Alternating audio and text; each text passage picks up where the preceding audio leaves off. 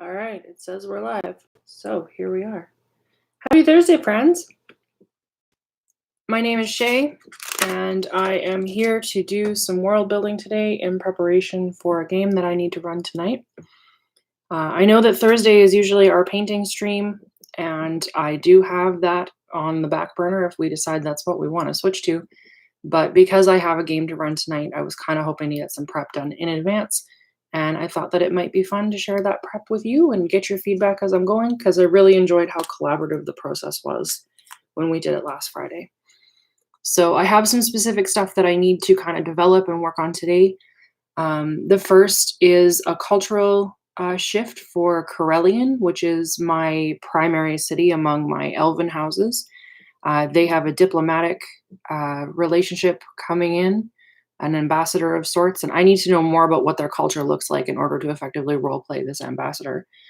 And then I have a bunch of questions that need to be posed to an anti-paladin who is currently incarcerated, and I need answers to those, so we can work on that too. Hey, Stephanie, good morning. And then there's Laura. Good morning, my dear. It's really nice for you guys to come and hang out with me. Hopefully you're okay with a world building stream today. Patrick was suggesting maybe hanging out with the world building just to keep it a little more collaborative today, and I think he's absolutely right. So I have my coffee, and I have some things I need to think about, so I figure we can get on with it. That's a very enthusiastic yes, Laura. Okay, so first thing to do, what is the date? Today is the 23rd.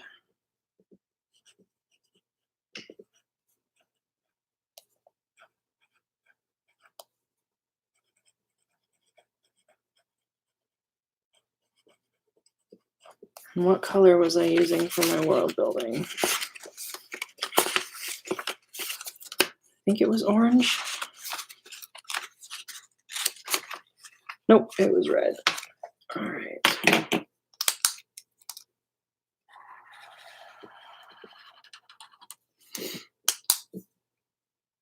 Corellion, cool. Yeah, it's the same spelling.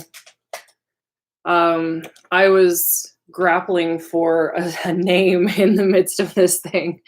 There's a Joe, yay! Hi, my Joe.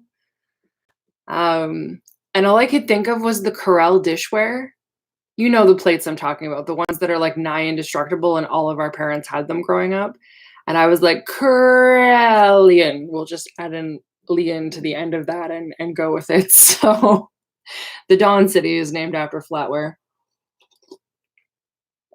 which made me laugh. But I mean, what are you going to do? Sometimes you just got to go with it. So Corellion. They are the head city of all the Ryeshi nations. But I have no idea what their political system looks like. I don't know if they're a monarchy. I know they're not a dictatorship or a tyranny. No, Corellion is an elvish god in D&D. It's not Corellion. I looked. Because I was reading it the other day and was like, oh no, this is really, really close. And then it wasn't exactly the same, and I felt better about that. But yes, you're not wrong. He's the progenitor of elves in D&D, Corellion. So yeah, Corellion is the head city of the Ryeshi nations. I do not know what kind of political structure they have, and I need to know that kind of as my starting point to understand how this ambassador that is coming to negotiate on their behalf is going to behave. So I'm thinking it's probably not a monarchy, because I just don't want to deal with an elven monarchy. I feel like monarchies are kind of a human thing in my world. I feel like the elves, because they live so long, are going to be more drifting towards like democracies or consortiums, conclaves. So maybe it's a conclave.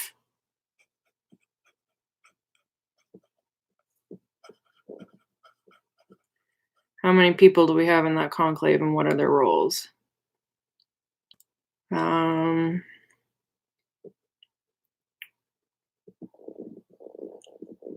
Yeah, they're elves, Laura.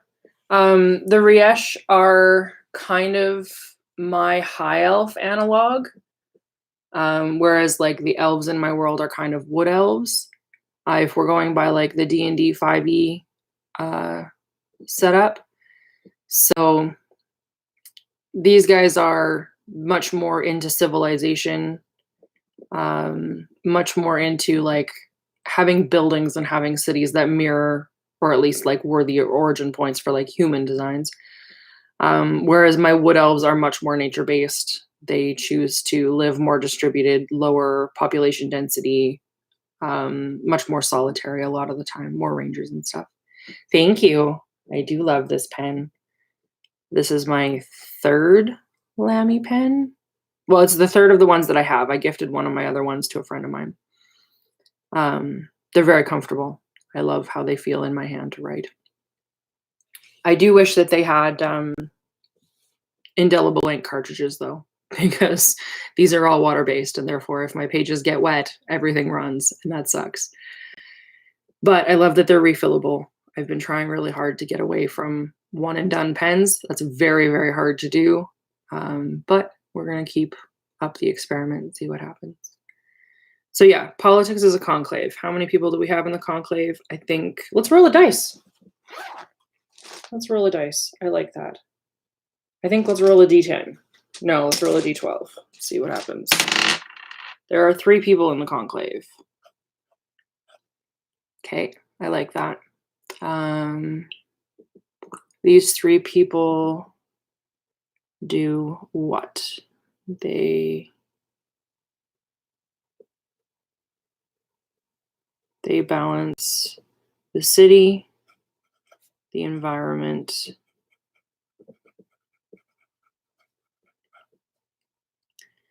and the spiritual well-being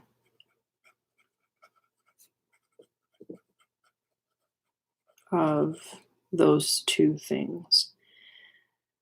So the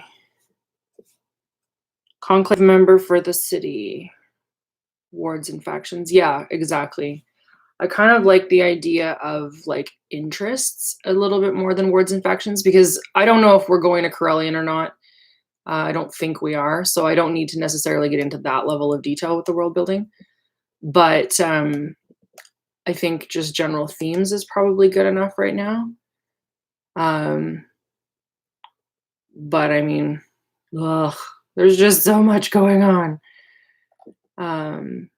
I need names. So I'm going to pull up my Gary Gygax's book of names here and pull my names. I've been using Gaelic and medieval, like Cornish and Welsh names for the Ryeshi so far. So I'm going to stick with that pattern just for the consistency. Let's see. So that takes us to page 29. And I just need 3 names. There we go. So we will call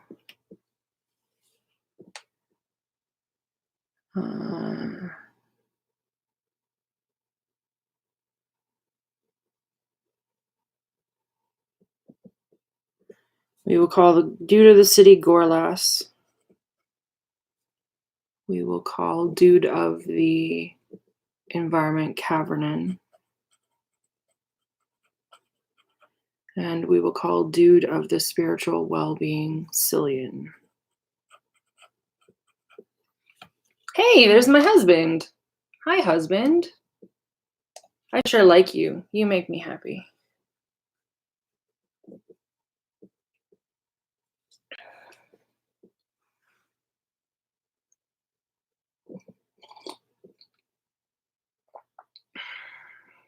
All right, so Gorlas. And then I guess I need maybe last names to do family names. There we go. Anir,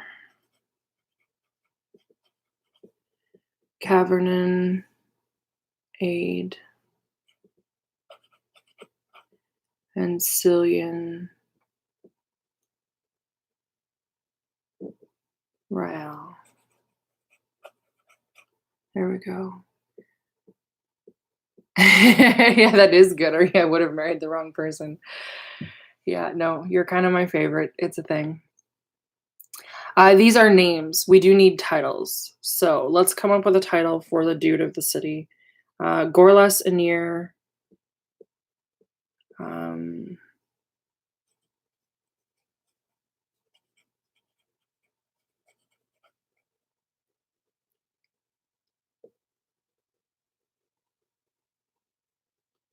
I think the Dawn's Guard.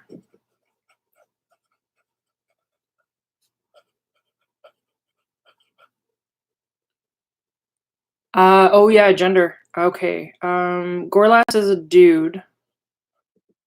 Cavernin also a dude. Cillian probably a woman. Let's go with that. Okay. El Duderino. Yeah. Thank you for that, babe. Okay, so Gorlas Anir, the Dawn's Guard, will be the representative of the city. Cavernin Aid is the representative for the environment. So let's come up with a name for him next. Or a title, I guess. You should totally come to visit, Laura. Absolutely. Oh yeah, that was my like sort of good news of last week is Dave might be home earlier than we expected, which I'm stoked about. So yeah, that could be great. Really, really happy about that news. Still kind of waiting on confirmation for it, but it would make me happy.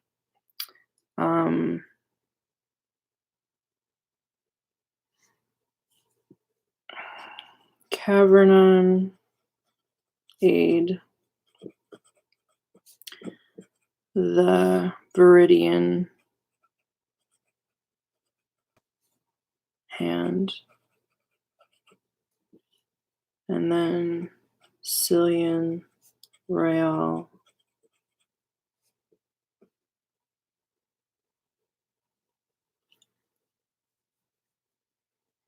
No news on how the quarantine's going to go yet. We're waiting to find out if he'll be quarantined off-site or if he's going to be allowed to come home and quarantine at home. So that will be news that I am anxious to receive.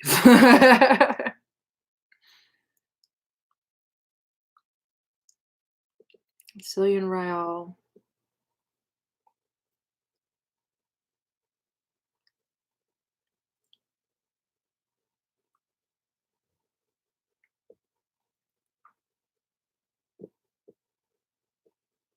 I think we're just going to call her the Melody.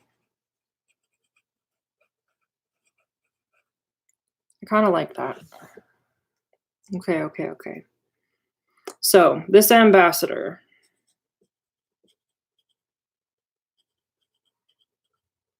The ambassador, male, female, or gender neutral?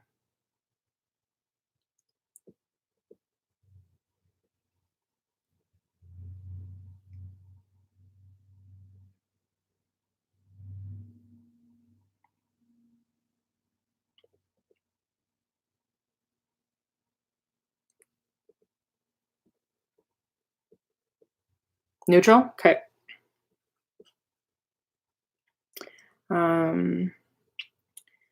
Okay, we need a name.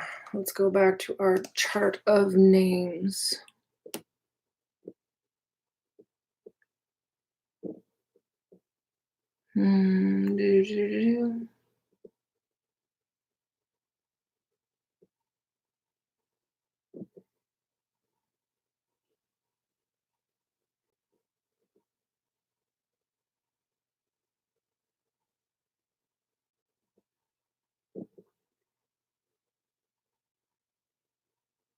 How about Warren? Oh, I kind of like Warren. And then family name, Warren Jin. Warren Maine.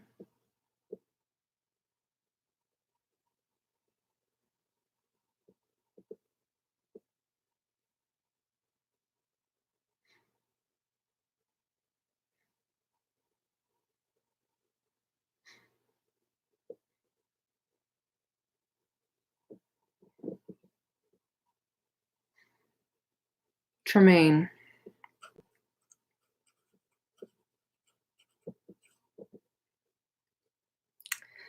All right.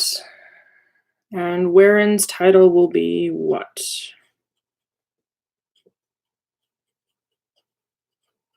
I think I want to call them the voice. The voice of what?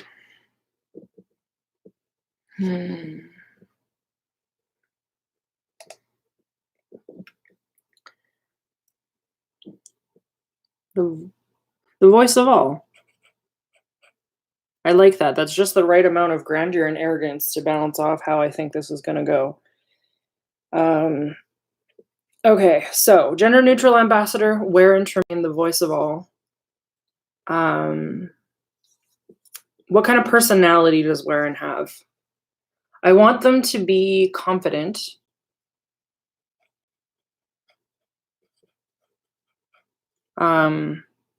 Not quite to the point of arrogance, but kind of towing that line.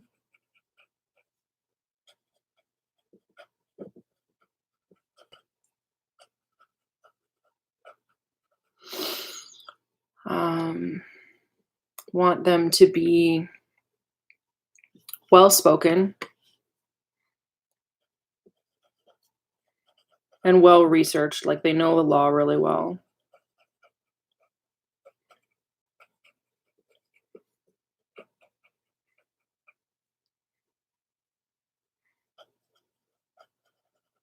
Okay, aloof is good. Kind of all business. Not very personal.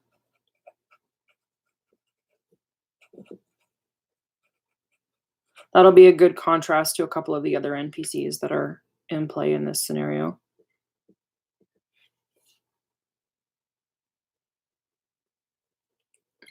Okay.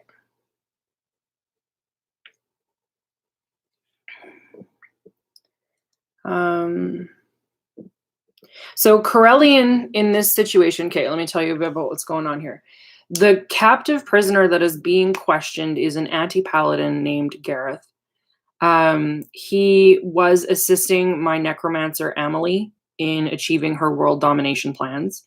And they being my characters, my players, don't know what all he has contributed to, and they're having to basically make the decision about whether or not he's going to be executed for crimes or he's going to be rescinded to Corellion, the Dawn City, who has the capacity to basically serve out a life in prison sentence.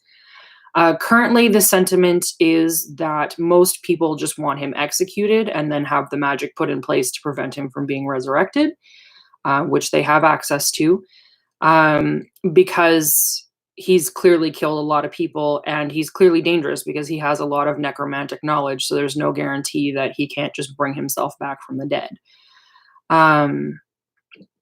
However, Corellion, the city, the head of the houses, doesn't believe in execution when you have the ability to just do life in prison. They think that that's inhumane and would prefer to go with the less graphically violent route. So there's dissension here about what the possibility of the results is going to be. So that's kind of a thing. So Corellion is super about the let me just take him and we'll warehouse him and it's going to be fine.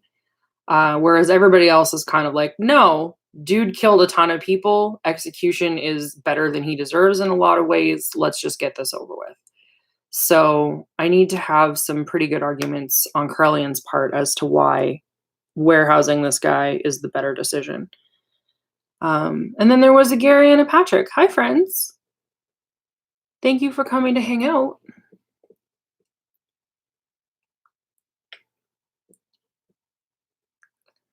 So, yeah, so this is where I'm at. So Corellion kind of wants to save his bacon and rehabilitate him if at all possible. So goals. Maintain Garus's life and rehabilitate if possible.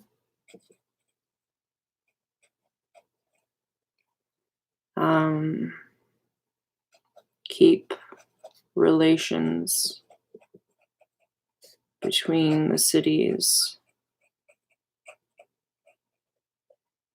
fluid and respectful,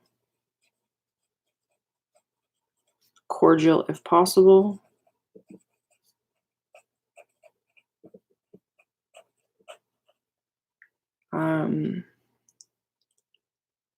Present the case that Corellion was monitoring the situation, because that's been up for debate.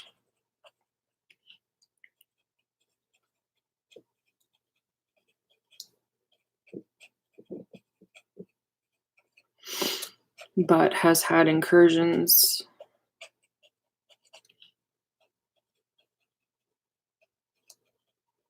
on their, what's the word I want? Sovereignty, solitude. It's got to do with mysteriousness, but that's not the word I want. Recalcitrance? I'm saying that wrong.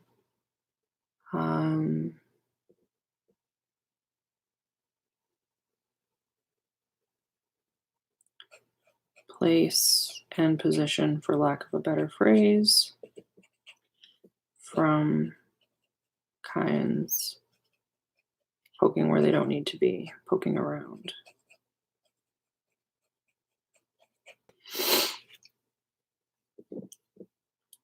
Because it's the law there. Yeah. Yep.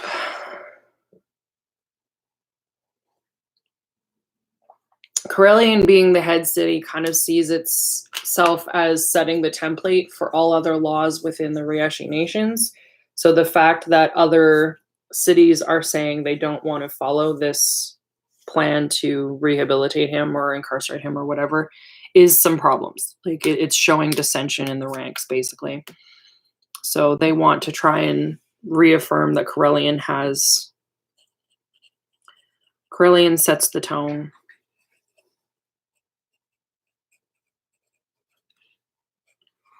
for law. That's not quite up to the individual houses.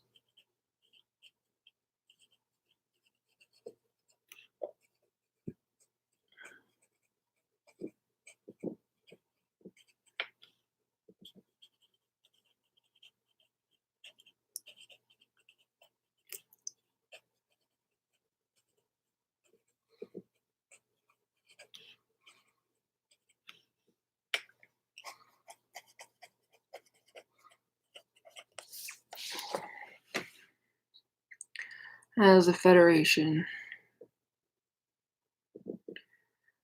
Okay. So those are the goals.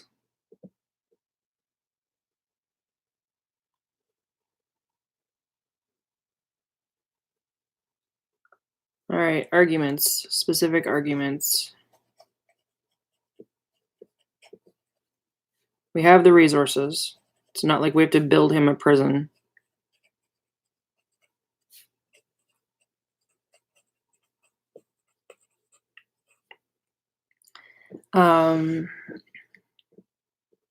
There's the moral argument of rehabilitation.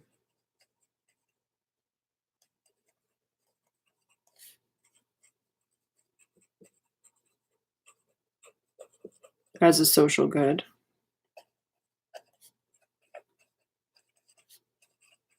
And considering that this guy used to be a paladin, we know he's good, or was good and capable of good things.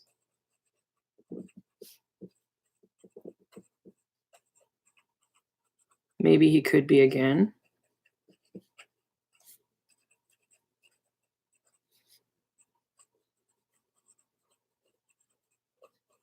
Question mark.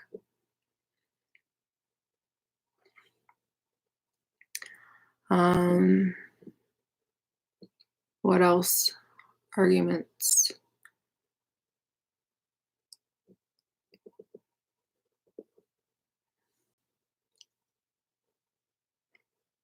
I mean, there's the appeal to authority. If Corellion is the first city, that one's not going to hold a lot of weight with the audience that it's being presented to, though.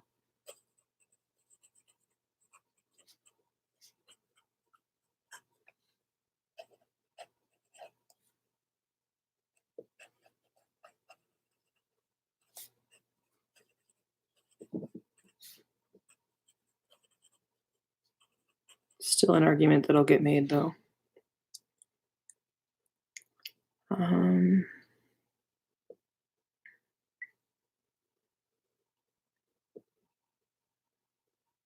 Yeah, rehab part of the religious belief for sure.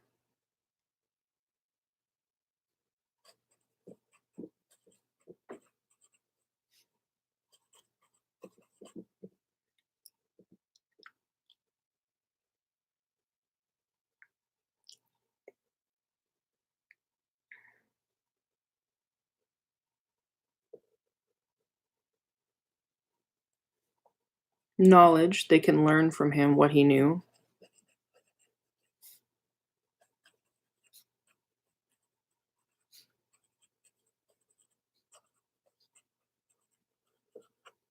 Although that doesn't have to be an extended process. There's ways of doing that in a short form.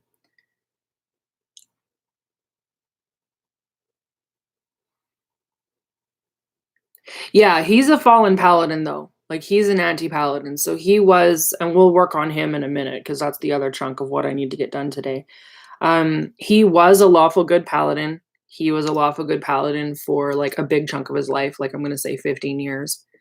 And then something happened, I don't know what it was, that precipitated his leaving the church and falling from his vows and becoming an anti-paladin and meeting up with Emily and deciding that necromancy was the way to go. I have some ideas about like why he aligned himself with Emily, but I don't know what happened to precipitate him deciding to fall. So let's work on Garus for a minute. All right. He is male.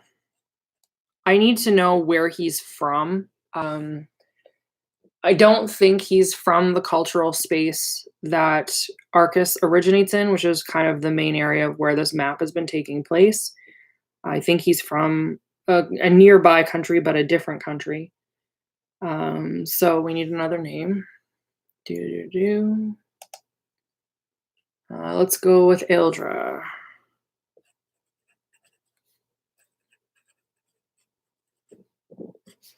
Maybe Eldra is a kingdom.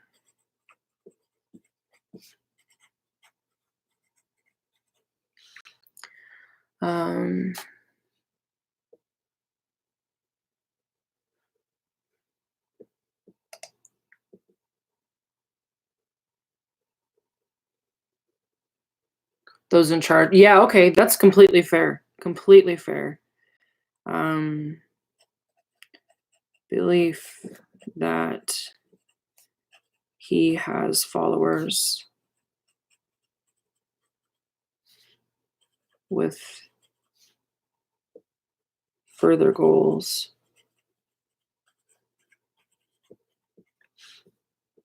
Want to wink them out.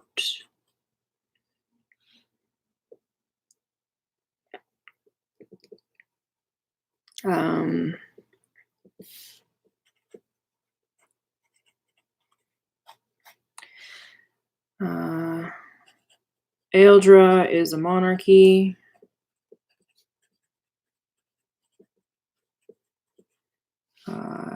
It is paternalistic. So inheritance flows through the men. It is a society that has a heavy military presence with a focus on like knighthood and mercenary work.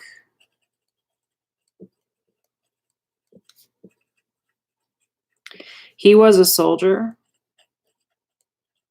in the ranks from a young age.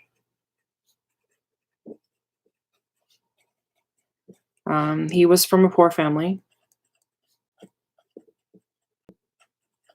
And so this was partly livelihood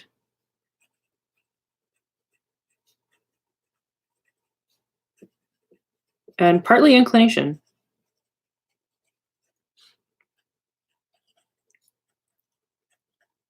He has the mindset for it. Oh, I use my anthro for world building all the time.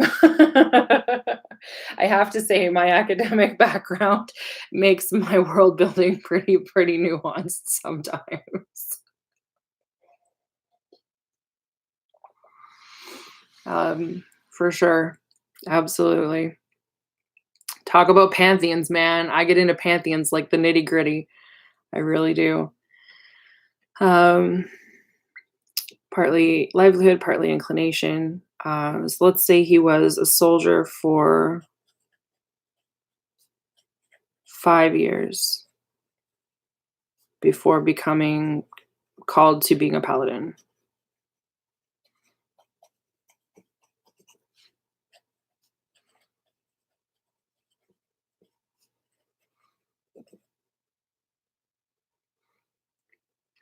No, my paladins do not generally have bonded mounts. Not my NPC paladins, anyway. I think if I ever had a player that played a PC paladin, I would totally consider that. But right now, that's not something that's going on in the game, so it's not something that I've really paid a lot of attention to.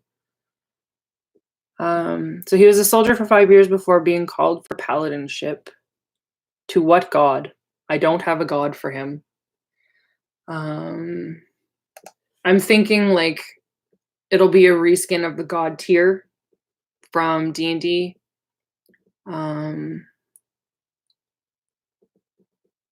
Just to make it easy on myself. So portfolio of like justice and fairness. And I think also family. So I just need another name.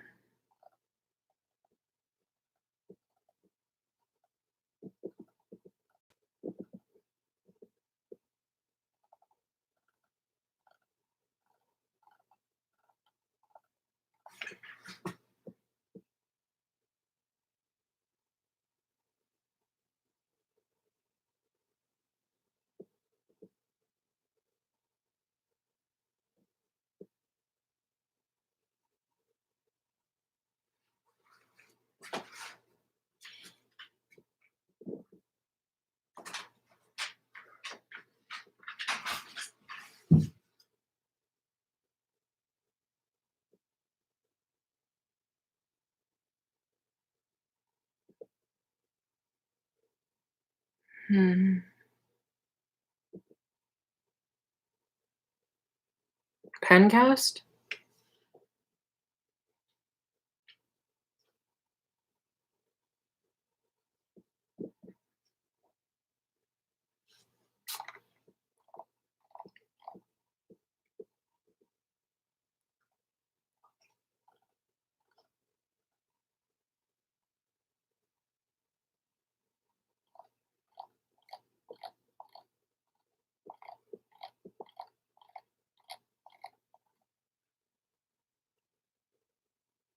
The Equalizer of Men.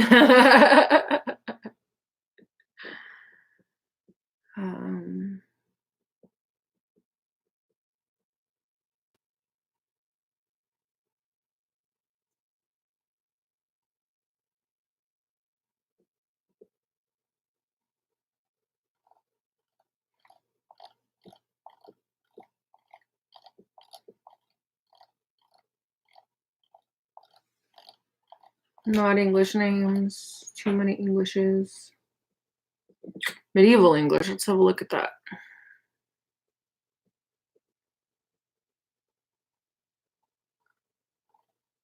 No.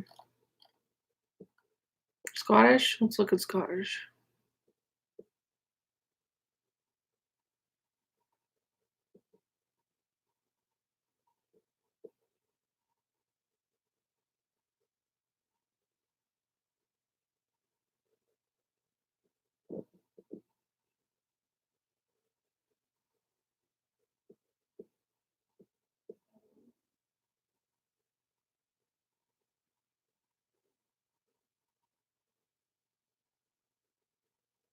Yep, looking for a god name.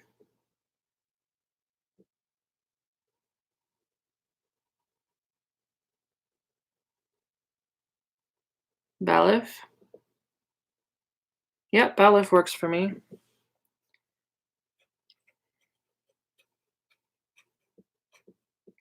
Merrick.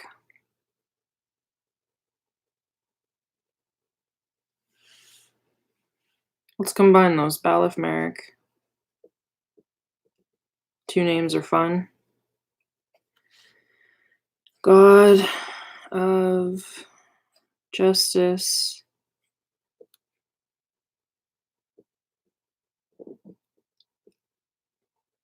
War and family.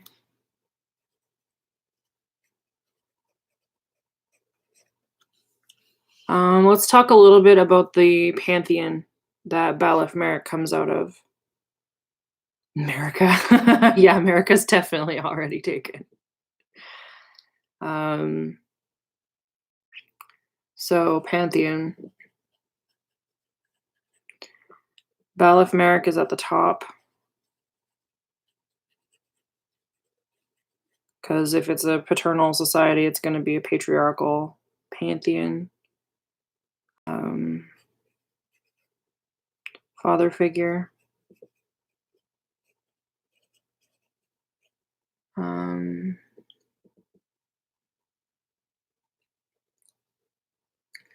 Leveva.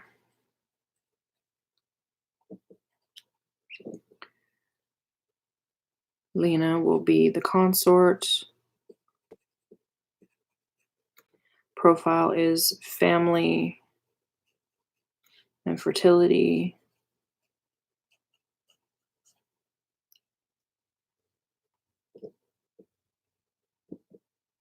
I don't know if I need a whole pantheon for this. I think those 2 is probably enough.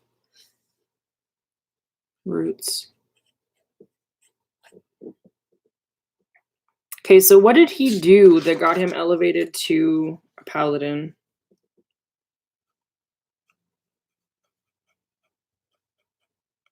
What did he do that was noble enough to be like, yes, you're worthy of serving as the personal agent of a god?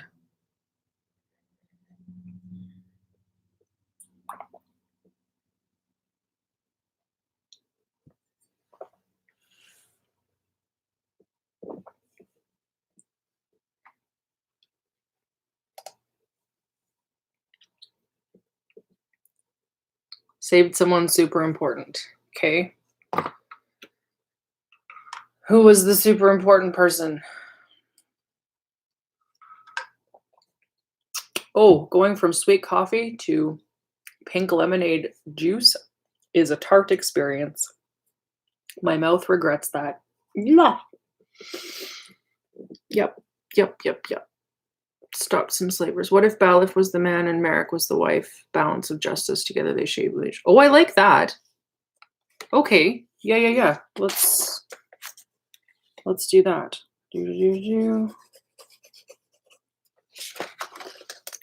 Okay, so Balak.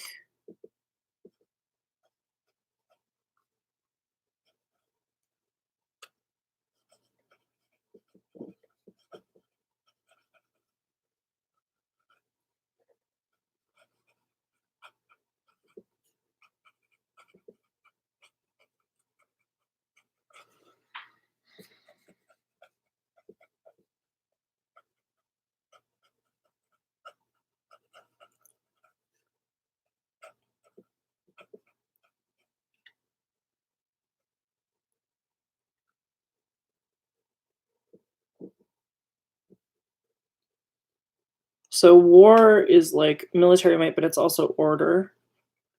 So I'm going to say that Merrick is justice, nature, and fertility. Just to kind of cover off on those 2 spheres. Stop some slavers. Okay, we can do that. So elevation. Discovered a group of slavers abducting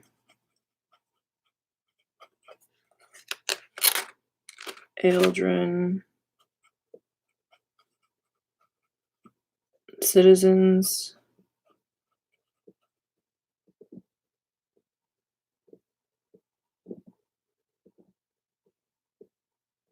and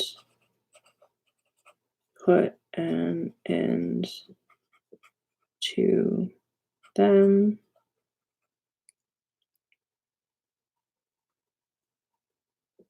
Oh, okay. One of the children saved turned out to be the reincarnation of a saint and elevated him to service as a paladin in their name. Okay, so let's talk for a minute about the role of saints then, now that we know that saints is a thing. Because it looks like his patron would be a saint. So was it a saint of Balix or was it a saint of Merix? Feel like it was probably a saint of Balix.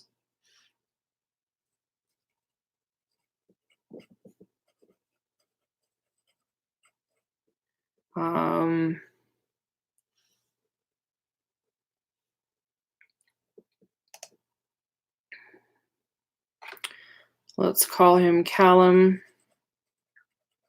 the Even-Handed.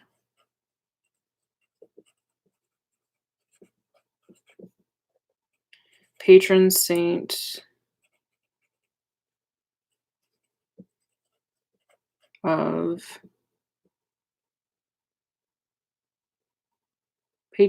of what, guys? What kind of quality would you want a patron saint of, or group of people?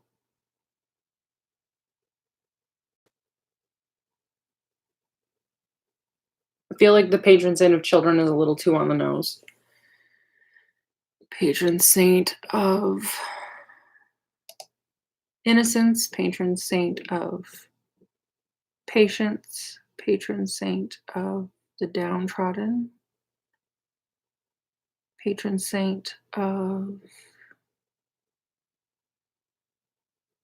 underdogs.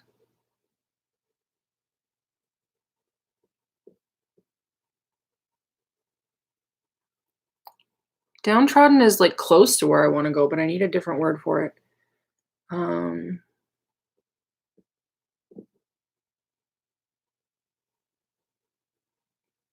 Patron saint of small mercies.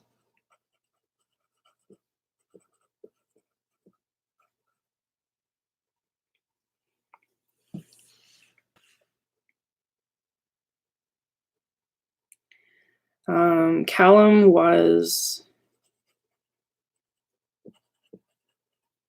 8 when rescued.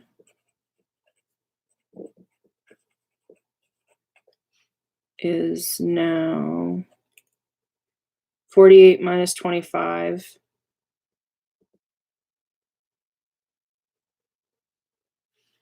I can't math in my head, you guys.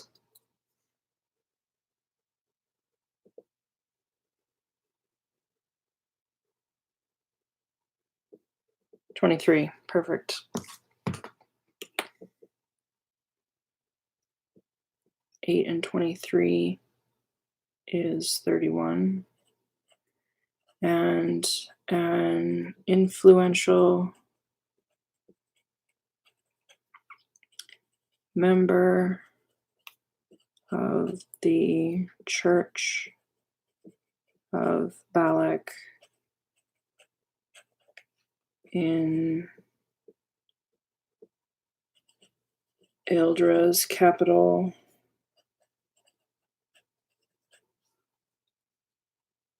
$23. Thank you, Joe.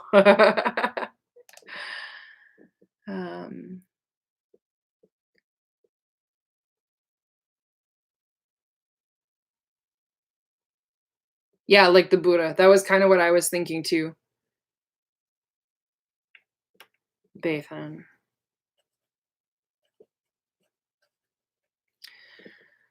Okay. Um,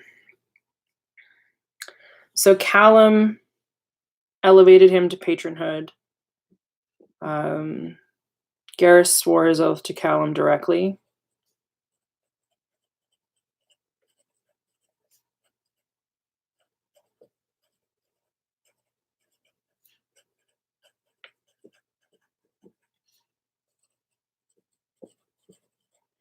And then in my head, he was a paladin. So he was.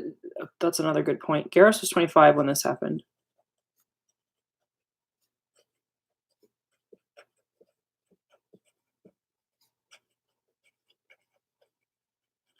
And he is, I'm going to say 45 now.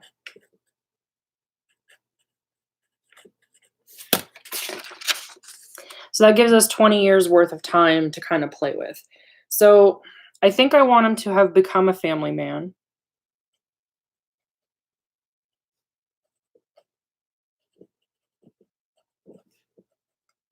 After 5 years of adventuring.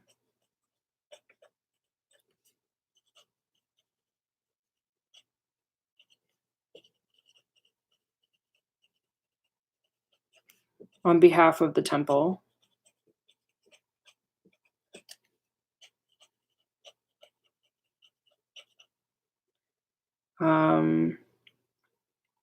He had a wife, and I want him to have had kids.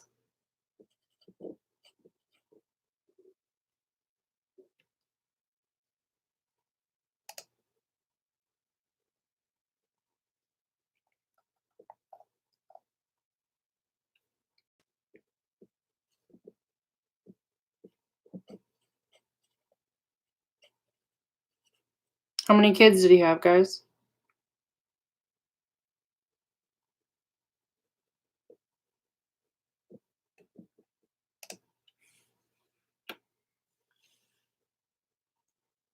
Yeah, I think that that's going to be how he falls. He has 5 kids. Okay. I don't think I'm going to name them all right now. I don't think it's necessary.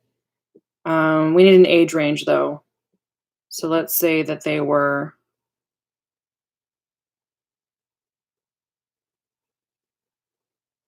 5 to 15.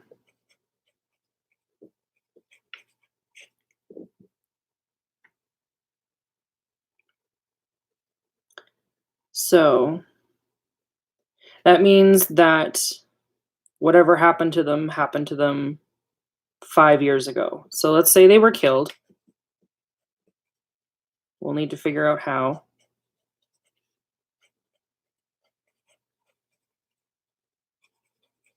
All right, what happened to them? Much more interesting if his family was alive. Okay, talk to me more about that.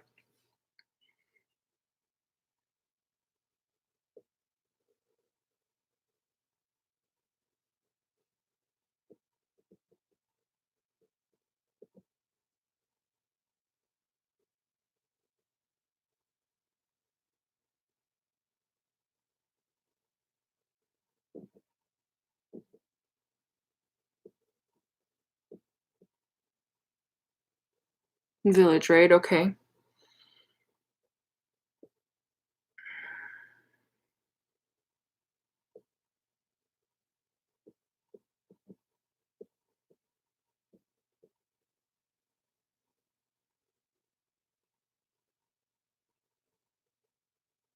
Okay, I like that. I like that. I like that. All right. They were abducted. They were taken by slavers. Yeah, but the thing is, Gary, I don't need this guy to be lasting. He can be full of tropes because literally this interrogation is probably the last time my players are ever going to see him. But let's say they were abducted by the slavers that he had tried to root out at the beginning.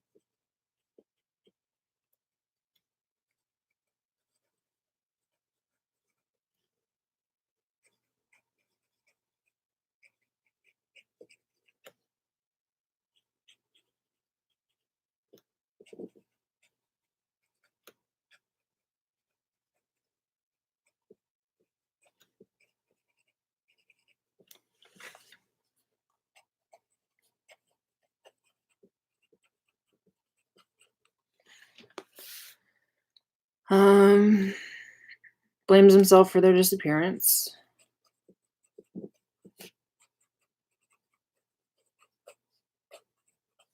Because he was away at the time.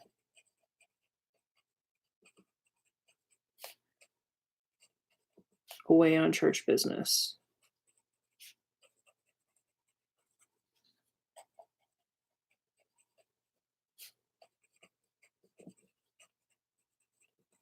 Blames the church, too, for sending him away.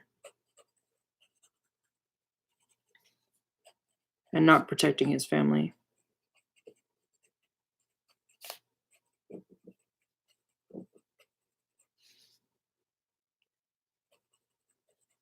Yeah, I think he was.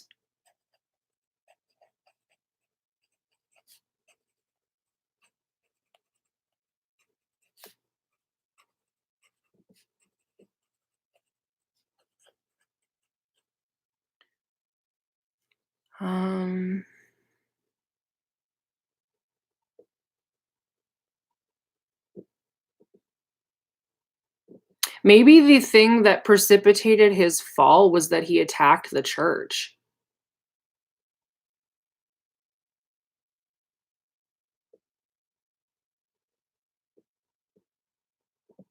Maybe he attacked Callum, the saint that had elevated him.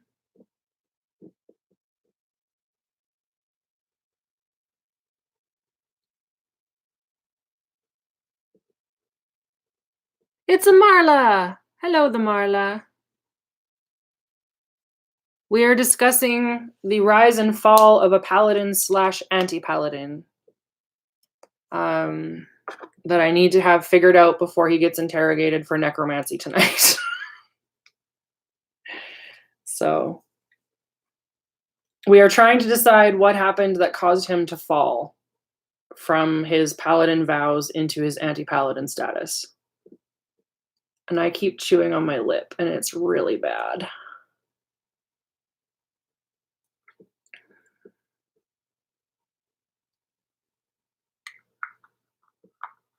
Oh.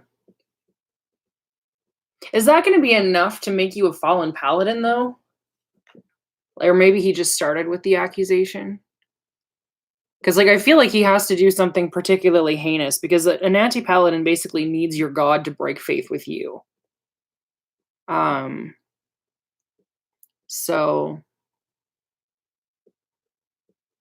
So we know that his family is still alive. We know that they were taken in a village raid, probably by the slavers that he had tried to defeat, that had his like good works raised him to paladinship then, because he had rescued Callum, who turned out to be the living incarnation of a saint.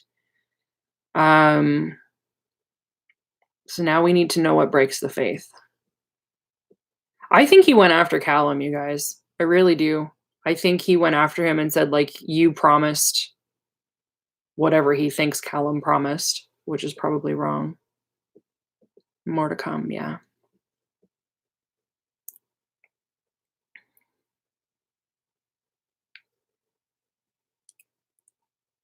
Yeah, I think he went after Callum. I'm liking that the more I sit with it. So, seeks out Callum.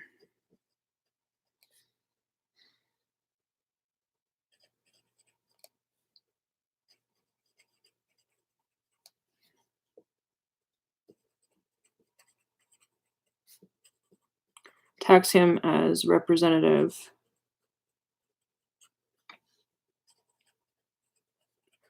of the church.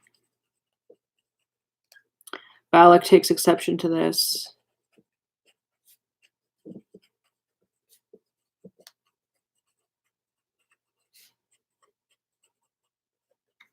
Revokes paladin powers. Casts him out of divine favor.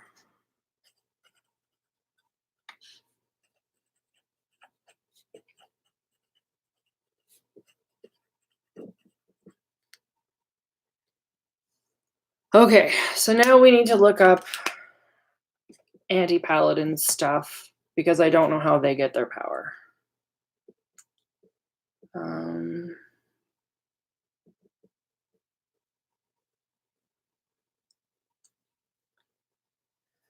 So what book do I need? I think it's in the DMG.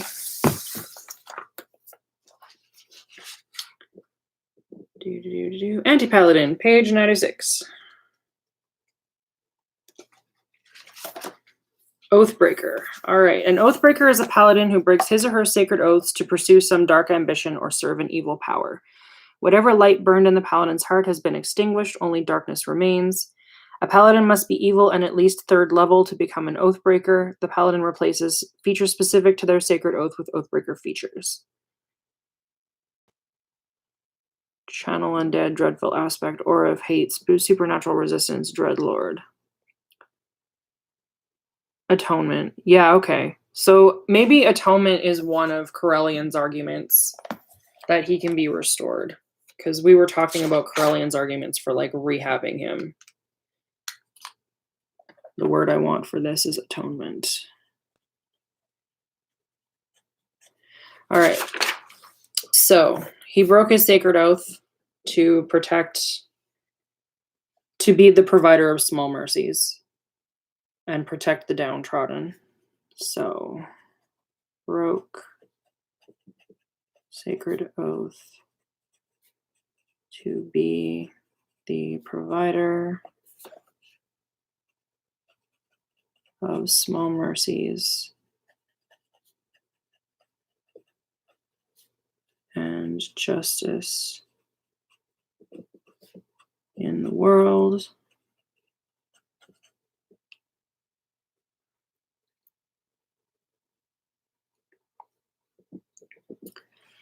He accuses Callum and then attacks him. Yeah, we can do that. Church as facilitating trade.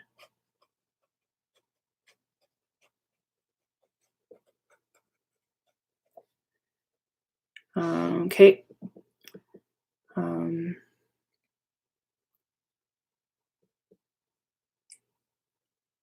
So this is the part of like 5e that kind of confuses me. Dave, if you're still on the stream, I'd like you to chime in on this. I don't know if you're here or not. So 5e, paladins get their power from oaths, not from gods specifically. And I think that that's a little bit odd. I don't disagree with it necessarily, but I don't know if I should have Garus now serving a different god, because so I think he goes into working with Emily, who's a necromancer. We got to figure that out. Okay, why does he start working with Emily? Because that's the next. So he's got 5 years of time that we still need to work with. So 5 years between the fall and now.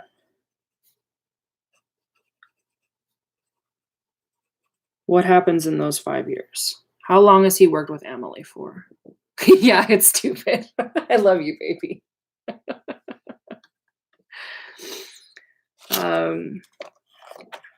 He's worked with Emily for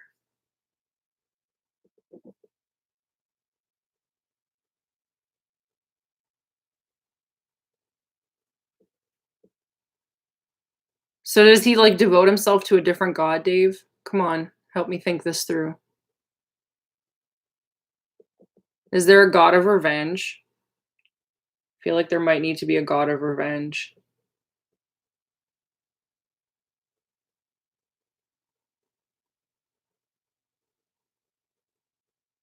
Do I have the 2e Paladin Handbook? Yeah, but I have it downstairs, and I'm not going to go get it and read 45 pages for an NPC that is never going to be seen again. Help me. You have it all in your head.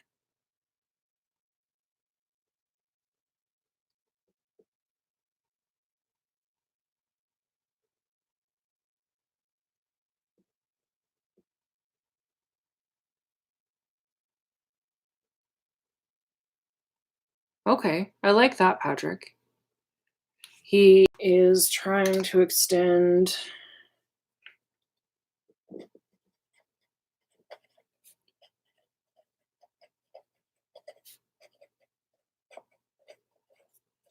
Trying to extend his life so he can search for his family.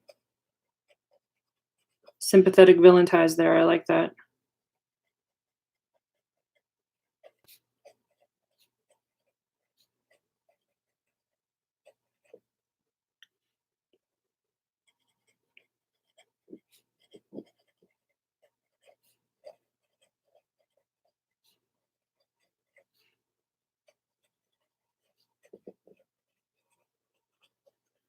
over desire for family and restoration to the ideal lives that were sundered.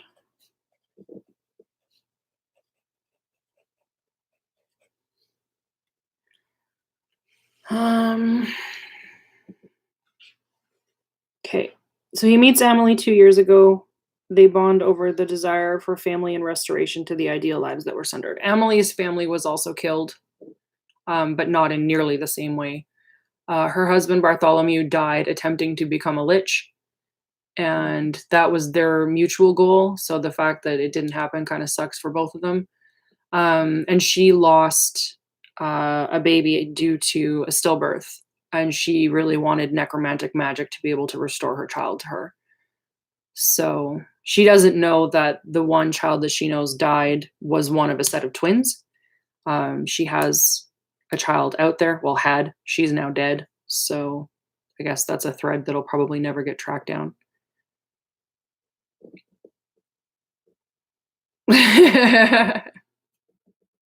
Well, he's an anti-paladin. So what is an anti-paladin all about, Dave? Because at least he's an anti-paladin in 5e, because that's how I statted him out for combat purposes. I guess he could just be a fallen paladin, but because they're never going to fight him to know what the difference was. I more need to know like the narrative part of him, because I have him statted out already using the stuff in the DMG.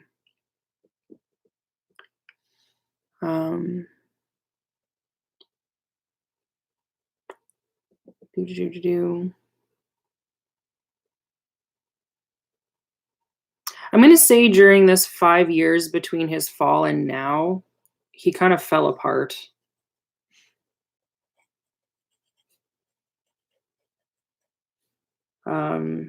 Lost, angry,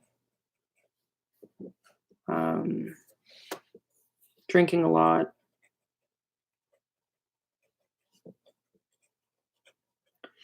working as a mercenary.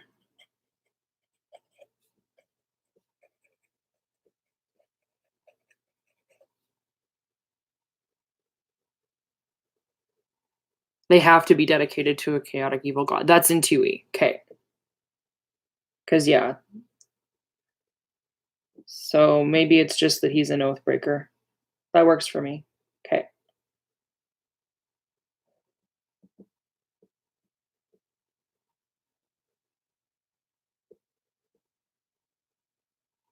Okay, cool. I do think 5e is trying to pull that forward with the oathbreaker thing, but I don't think they're doing the best job of it necessarily. Yeah, that sounds correct.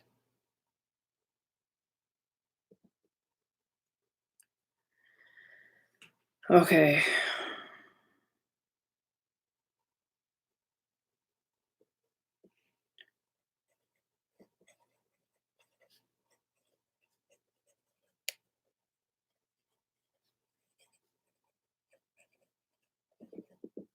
Okay, so working for Emily, what did he do for her?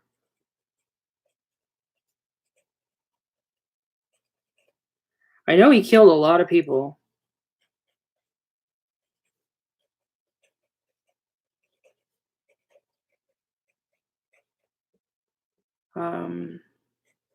For the blood still.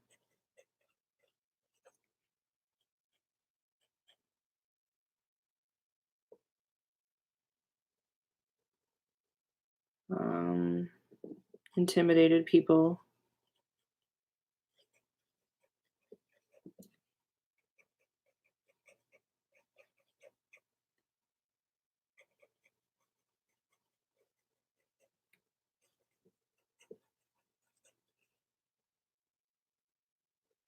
Oh, I like that, Dave. I like that. I like that. I like that. She was trying to make him a death knight. Yep. Yep, yep, yep, yep, yep, yep. I like that.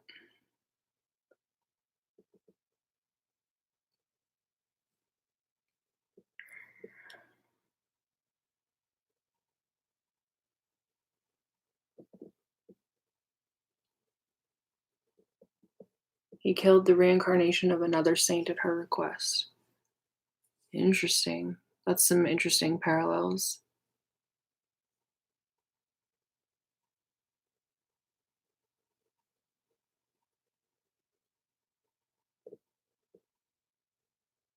Hmm.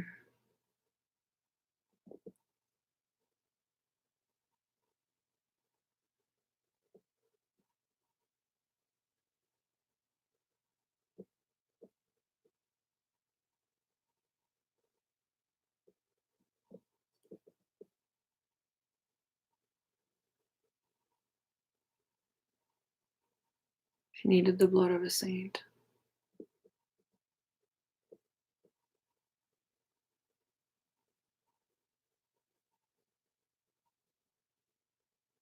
Okay.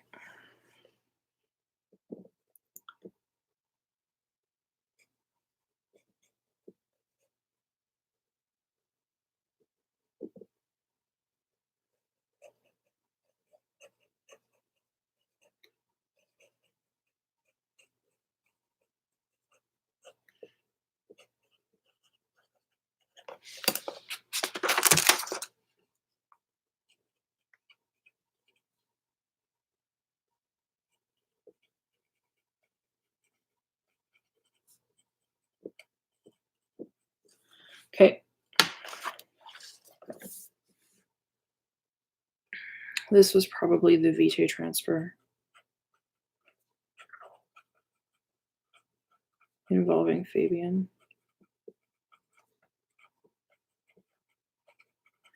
And that's partly why it worked.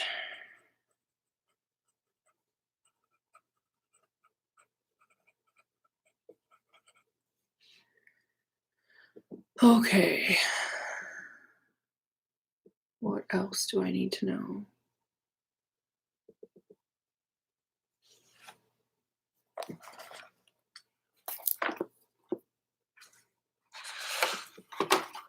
I think those were my major questions for him, so that's really useful.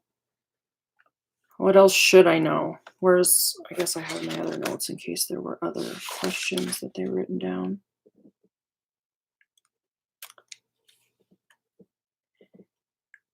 His history with Emily, what has he done for her and why? Well, his motivations are that he's just dedicated to her and she was going to give him what he wanted. So, are there other agents at large who are willing or unwilling?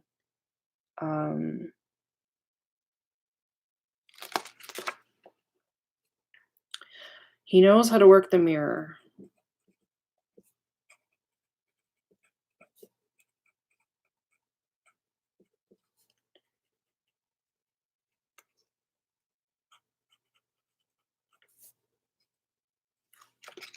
How many people are trapped in that mirror again?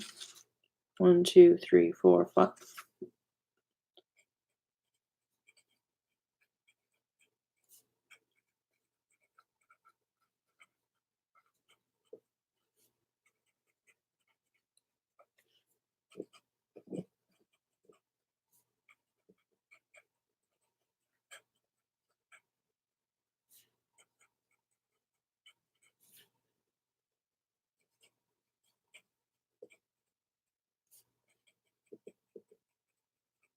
Okay. He's not trying to cover up his past. I know for a fact that this interrogation is going to happen under some kind of truth compulsion, whether they're going to use a spell for it or they have access to a potion that will do it. So he doesn't need a cover story. He's just going to end up telling them exactly what he knows. Oh, pardon me. So that's a little bit less of a concern.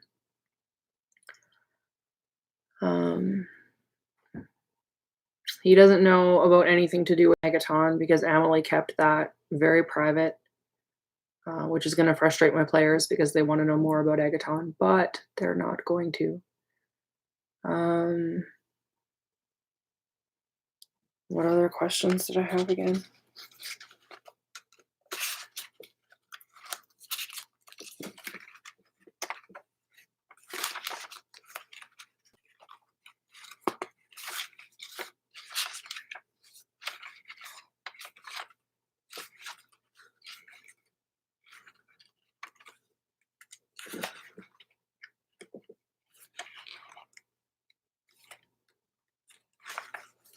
Sometimes it's a problem to have everything in the same book, because then you're like, what's happening here? Are there other doppelgangers? No, there are not other doppelgangers. Just Sarah.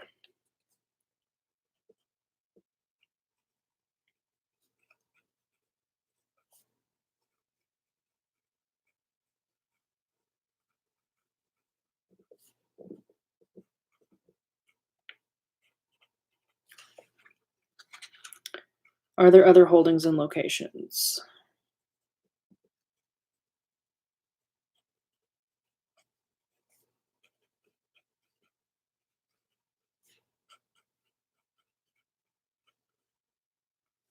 Just the lighthouse.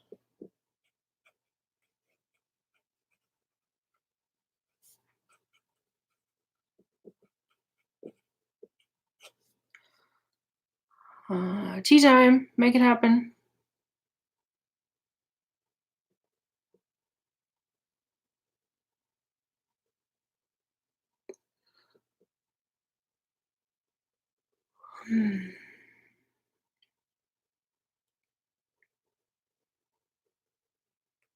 What else do I need to know, you guys? That might be it for today.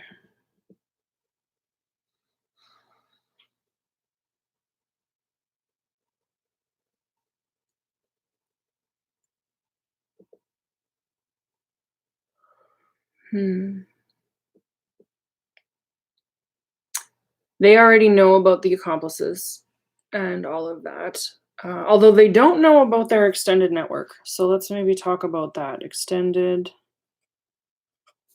network. Merchants. Informants.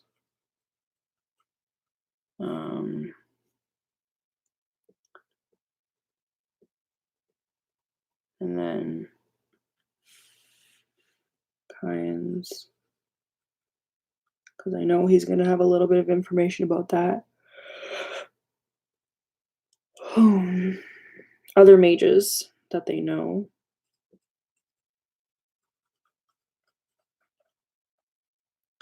Okay, let's start there. So, merchants. They need one for gems. That's going to be, again, with a name.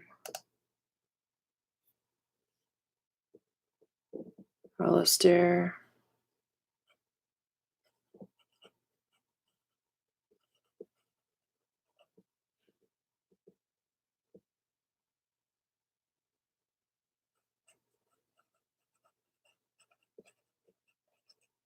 He's in Duo Quantro.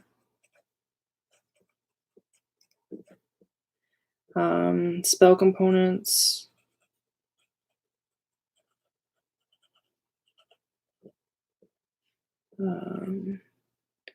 Tormod.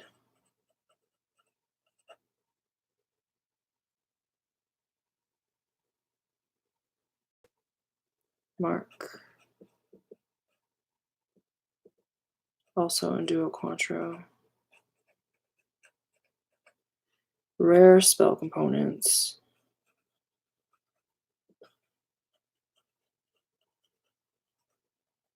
Maze.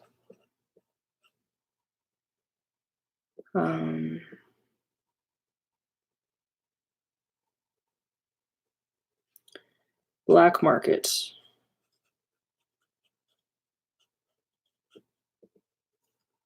Tierlac. Shadowhand.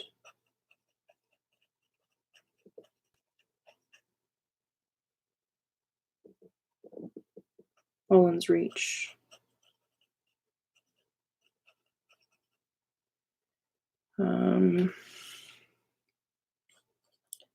Kyans. We need a ship's captain.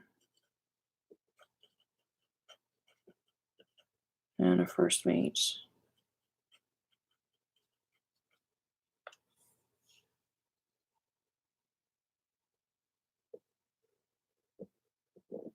Confesses to a spy in the church. This is part of the reason they want him alive.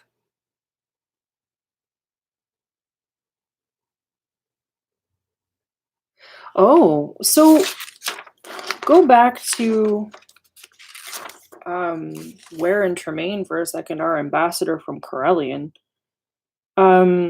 Is he also kind of a confessor? Like, does he have the ability to grant absolution if somebody displays appropriate remorse? Because that's an interesting combination of being like a diplomat and also a confessor.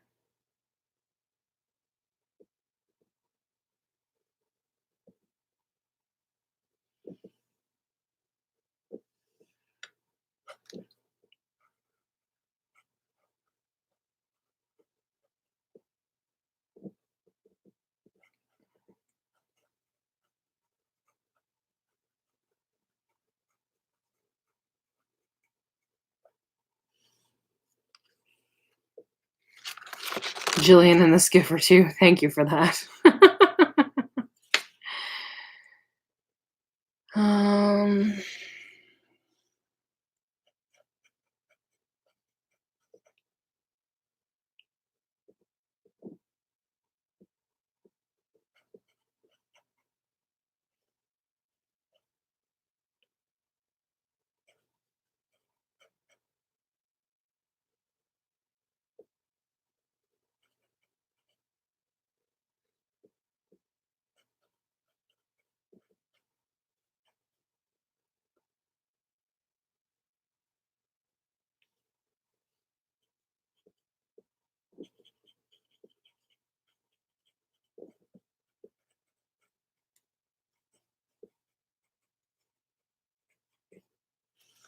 All right, so the Kyans, Dagodlok and Eliar Kavaka, they are in the magical resource gathering business for Caius.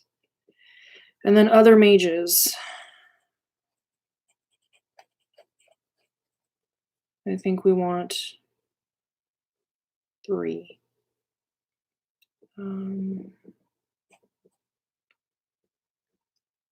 We'll name one Jillian.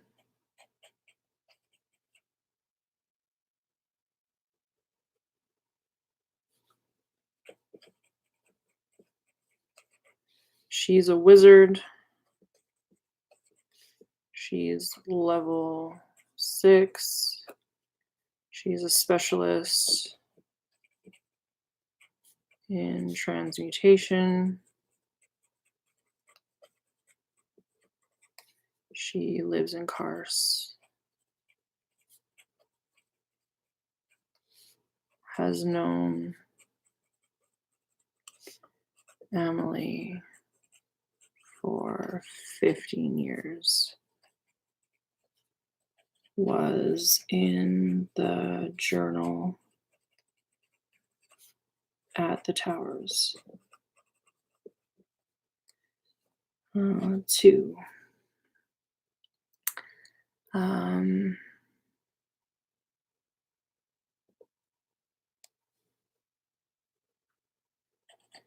Andreas Ale.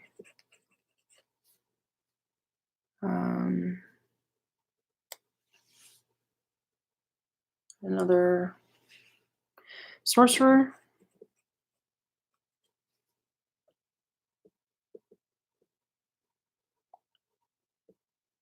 Okay, that could be something, Patrick. Sorcerer, level 7. Specialist, draconic bloodline.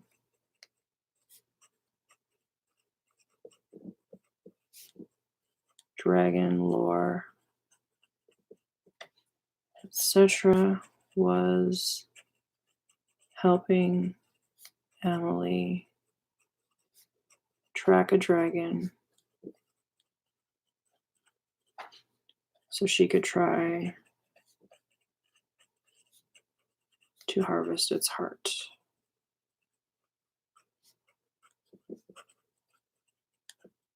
For her lich spell.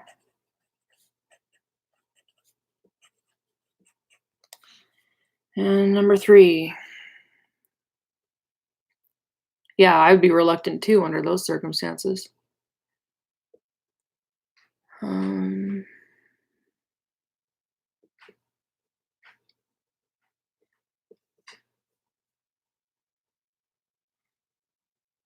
Manus.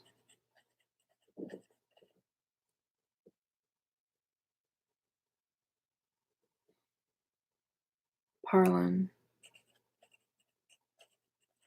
Jillian, female. Anarius, male. Manus, male. Is another cleric. Rezonari.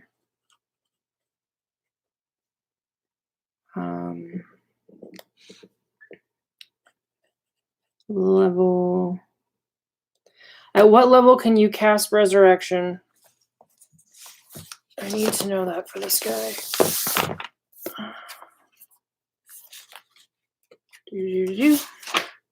Monk, bard, cleric, spells.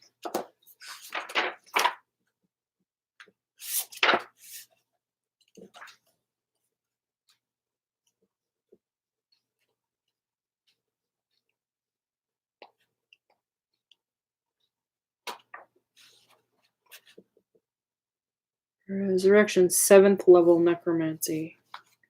Okay. So this guy might be like a huge problem for them then. 7th level. One 7th level spell happens at 13. Ouch. Ouch, ouch, ouch. 13 or 14? Let's go 14 because we can. Emily recruited Manus to assist so he'd cast Resurrection on her if something went wrong. Period. Okay. All right. So I think that gives me what I need for that.